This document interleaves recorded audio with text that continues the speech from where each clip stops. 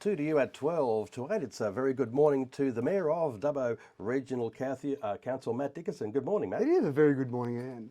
It certainly is. It's a bit cloudy out there at the moment. I'm a bit worried about that. Well, at least there's not rain coming at the moment. We've had, I think it's days now, Ian, without rain. That's very exciting. Although the Bureau is forecasting Sunday and Monday to be a little... Don't swear at me, Ian. Don't say the rain word. Well, Brett Murray in the studio next door told me on the way to work that the council vehicles and the sign people were down at the Emile Sarisia Bridge. Oh, I haven't noticed that yet. So I haven't been told that we've got any impending high waters coming, but I'm sure if we have that situation, we'll communicate with your help too. 2U has been very good over the last few months helping us get that information out to the community. And that's one of the really important things, I think. I've said it forever, all the time I've been on council, all the time I've spent as mayor, communication is the vital thing. It's key. People don't always agree. We live in a democracy. People don't always agree with everything you do, and that's okay. You can't please everyone all the time. But what you can do is you can communicate. So at least if people understand and know what's going on, they've got a better chance of at least being across it all, maybe to the point where they can say, I know what they're doing, I understand what they're doing, and I still don't agree with it, and that's okay. That's still okay. But again, it's one of those things, communication. So yeah, 2U does help us with that. Thank you. Thank you. Well, today is a very solemn day, of course, being Remembrance Day, and of course there will be a commemoration locally. Yeah, and it is an interesting one. So obviously with Anzac Day and Remembrance Day, there is a bit of a difference there. And one of those main differences is that Remembrance Day is something that council actually runs the event. The Anzac Day event is run by the RSL sub-branch. So there's a subtle difference there.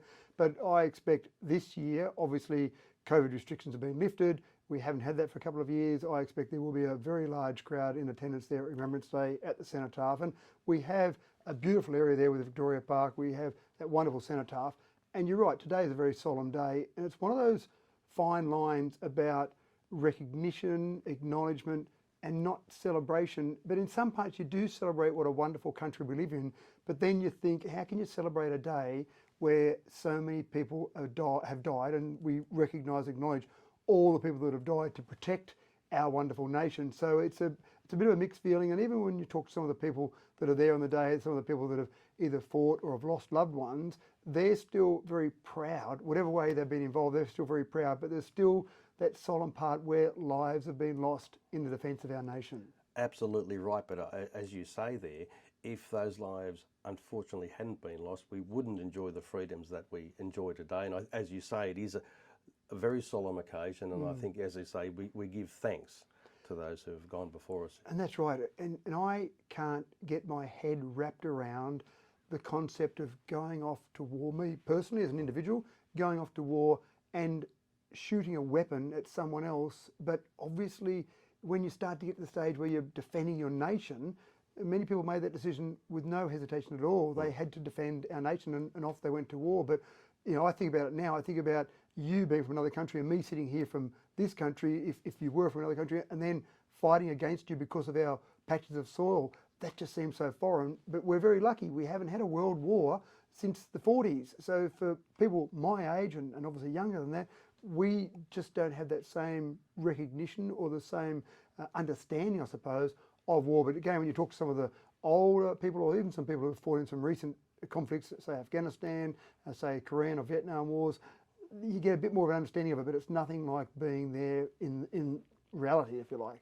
The thing that strikes me most about it, Matt, is I think back to when I was at school, and so many of those young men that went overseas who enlisted were school age. And I think, you know, how much have we learned through life? And I thought, how would they have felt? It must have been a shocking experience. Yeah.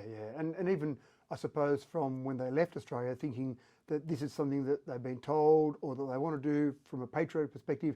But then suddenly, when you're landing on the beaches of Gallipoli, or suddenly when you're tracking through mud, through Kokoda, or just some of the experiences you would have had being away from home for so long, being in terrible conditions, and on top of that, your life at risk almost every day.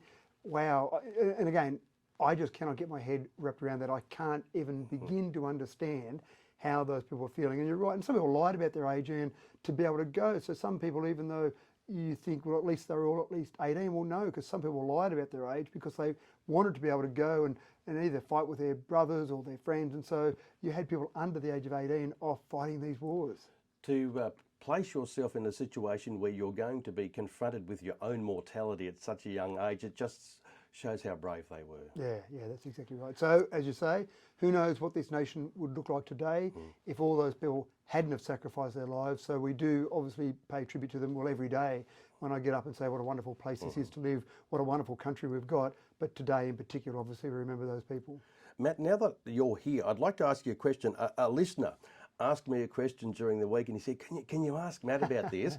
I love questions, and you get such a variety of questions as mayor, so I love to see different questions.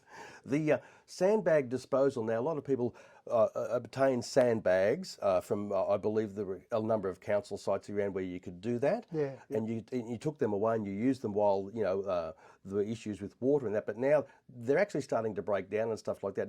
And this particular listener wanted to know how you dispose of either the sand and or the bag. Yeah, so it's a good question. And if the bags are in any sort of condition at the moment, I would say hold on to them because we've got a bit more rain coming, unfortunately, still. But if they want to get rid of them, obviously the sand itself is actually quite good quality sand. So spread that around your garden, if you will. Or maybe if you're worried about needing it in the future, keep a little stockpile of it there somewhere. So that sand is fine to use. It's good for garden, good for across your lawn, whatever you might want to do with that.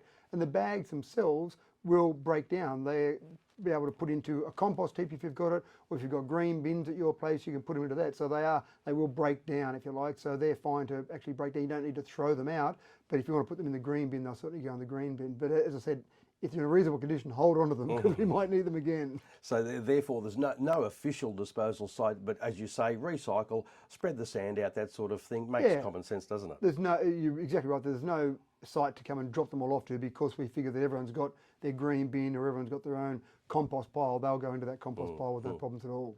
Okay, now you've been in Sydney. You went to visit Parliament, didn't you? We had a couple of days in Parliament. So we've got a group called Regional Cities New South Wales. So we've got 15 cities in that. So we've got places like Dubbo, Orange, Bathurst, Tamworth, Wagga. So a variety of cities across the state. And we do a couple of things with that. One of the things is we share some common stories. So we meet every 3 months and we share different ways of approaching things. And because we're all similar sized cities, you've got populations ranging from say 30,000 to say 60,000 in that group. And we've often got common problems. So we try and address some of those common problems. But what we also do is we actually represent ourselves in Parliament, because when we represent 1 million people, as we do with those 15 cities, then parliamentarians, politicians, their advisors, various bureaucrats we deal with want to actually hear what we've got to say. Me as an individual, if I go and represent Dubbo, I can get into some doors or get some amounts of time with some of the various politicians. But when we're representing 1 million, and I happen to be chairman of that organisation, so it's actually quite nice to be able to go and talk to some of those politicians representing 1 million people and say, here is what we need, here are some of the issues that we need. Now, as you can imagine, number one issue, roads. What a surprise. So we talked to Sam Farraway, he came along, Minister for Regional Roads and Transport. So that was fantastic to be able to talk to Sam, hear from Sam. And again, he's as frustrated as the rest of us are. We've got 2,872 kilometres of roads in our LGA. He's got the state to worry about, so not just our LGA to worry about. And again, there's no silver bullet there. There was no magic solution. It really was a range of solutions. But we talked to them about a range of issues and what they're doing overseas that we might be able to implement here. For example, what other research is being done?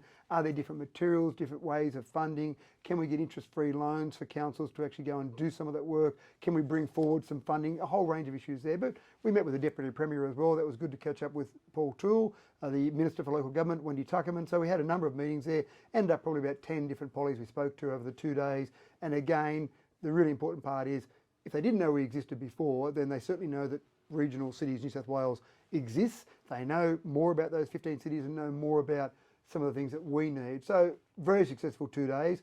And there is this little thing in March next year, apparently, an election coming up. So it was a pretty good chance to tell them some of the things that we need. And if they're going to add that to their list of promises, then maybe here are some things to make it easy for you. So we've got another meeting that we'll plan early February next year to go back and have one last go to make sure we can get everything we possibly can. On Monday, I spoke to the Minister for Emergency Services and Flood Recovery, Steph Cook, and she agreed these events are unprecedented. So as a mayor of Dubbo Regional Council, and of course the state government, as I said, it must be unprecedented for all levels of government to have to deal with this. It's riding a new territory, isn't it? Just after we've been through a new territory with COVID-19, then you've got a new territory with all these rain events. So you're absolutely right.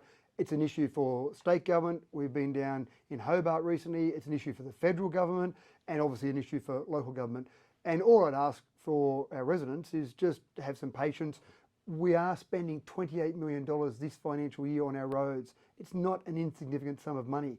We've got another $500,000 that Sam Farraway promised for us approximately. So $28.5 million, fantastic. But it just takes time. We need the labour, we need the actual materials, and we need the money. If we can get those three things in some magical way immediately, then we've got our problem solved. But that's a tough problem to solve, Ian. Driving around, I have noticed a lot of the potholes have been made safe, which is good. It doesn't take long before rain comes along and flushes some of that bitumen out though too. So yes, we're doing the best we can, and it's not like the guys don't know what they're doing. They're very competent, but it's a tough job. So patience is what I ask for. Patience is a virtue, they say, Matt. So we can expect to see you at the Remembrance Day ceremony today? Definitely, yeah. We've got a morning tea that starts at 10 o'clock, and then Remembrance Day will go across there at about 10:30, and that ceremony will finish by about 11:30.